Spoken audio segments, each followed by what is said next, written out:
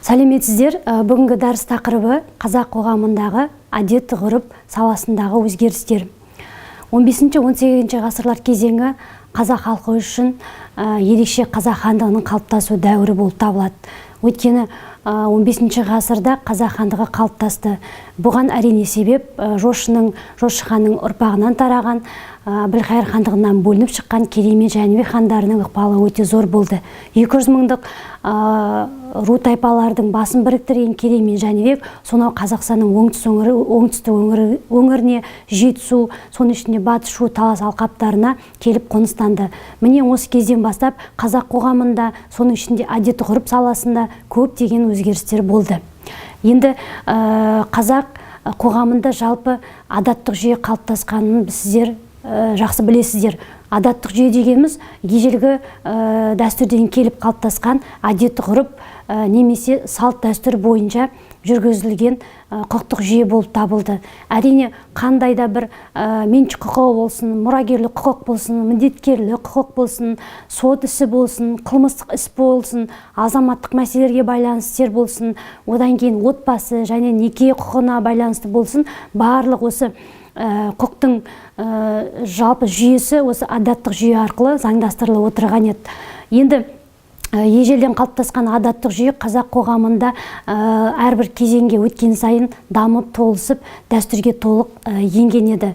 Өйткені әрбір қазақ хандығының басына келген хан осы әдет-ғұрып жүйелерін толық сақтап, әдет-ғұрып жүйелеріне өздерінің қосымша заңнамаларын енгізуімен ерекшеленді. Соның ішінде тарихтан белгілі Есім ханның, Қасым ханның қасқа жолы, Есім ханның ескі жолы, Тәуке ханның жеті жарғы заңдарын өте жақсы айта аламыз.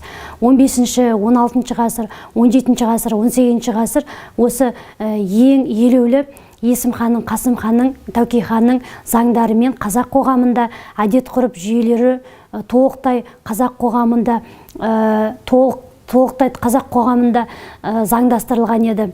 Енді осы әдет-ғұрыптық жүйе бойынша меншік құқығына келетін болсақ, жалпы қазақ хандығының негізгі аумағы, осы үлкен территориясы жалпы мемлекеттік меншік болған еді. Сол себептен де жерге жеке меншік болған жоқ. Яғни жер қауымның меншігіне тиесілі болған еді. Міне сол себептен де қазақ хандығы жерін, елін жаудан яғни қорғап келіп, қандай да бір жаугершілік соғыстар кезінде осы елін сақтау үшін бар күш-жігерлерін жұмсап отырды.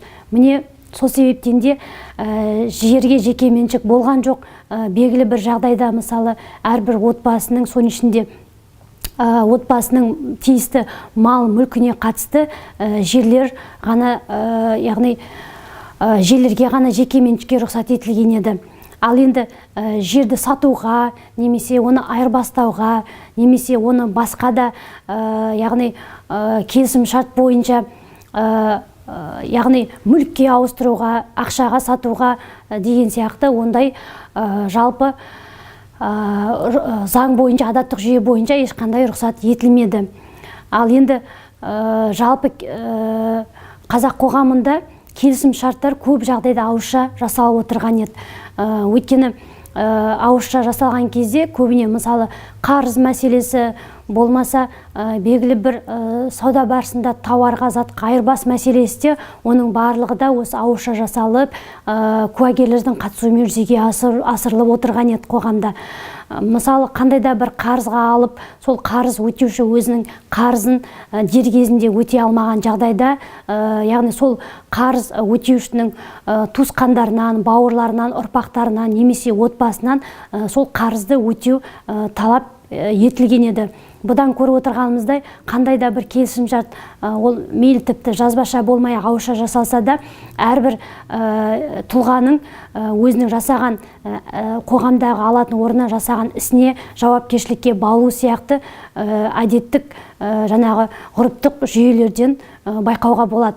Яғни әрбір тұлғаға өзінің алған ісіне жауапкершілікпен қарауды біз бұдан көре аламыз. Енді одан басқа отбасы неке құқығына келетін болсақ, жалпы отбасы неке құқығында көбіне енді некені молдалар қиып отырған екен. Енді молдалар некені қиған кезде екі жақ тарапынан уәкілдер болған. Ол яғни екі тараптың мысалы ата-аналары қатысып отырған сол кезде. Одан кейін куәгерлер дейміз, яғни куәгерлерге ол жаңағы қалыңдықтың немесе күйеудің туған бауырлары, ағасы я қарындасы, апалы, сіңлісі сияқты туыс бауырлары міндетті түрде куәгер уәкіл ретінде қатысып отырған екен. Енді молда осы әдет-ғұрыптық жүйе бойынша некені қиғаннан кейін яғни неке куәлігін беру міндетті болған екен. Енді егерде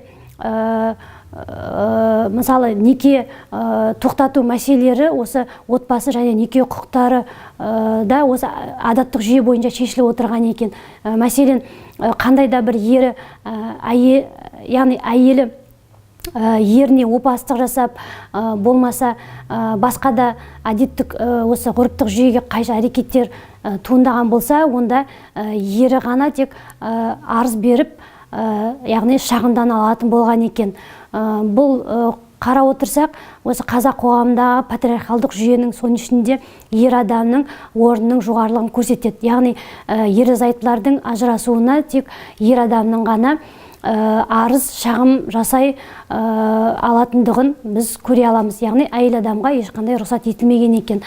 Бұдан яғни патриархалдық жүйенің осы ежелгі кезеңінен қалыптасуы осы қазақ қоғамына дейін жалғасқандығын көреміз. Өйткені ер адам ол батыр ер адам, отан қорғаушы ер адам, жауынгер ер адам, әскер деп қала берді.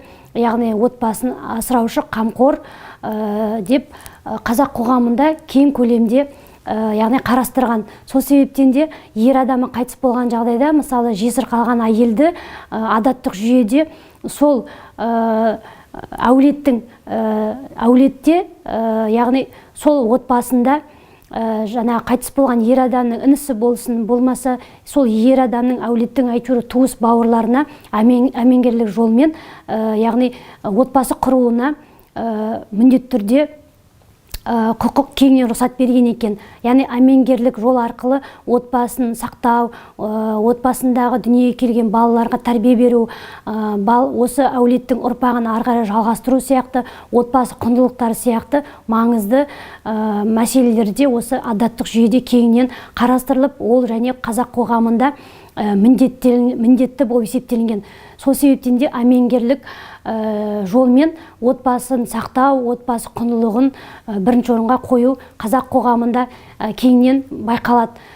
Сонымен бірге енді көп әйел алушылыққа қазақ қоғамында рұқсат етілген, ол енді шариғат заңдары бойынша іске асып отырған. Қазақ халқы енді мұсылман болғаннан кейін де осы адаттық жүйелерде шариғаттан алыс болмаған, шариғат заңнамаларына сай осы адаттық жүйеде көп әйел алуға рұқсат етілген екен.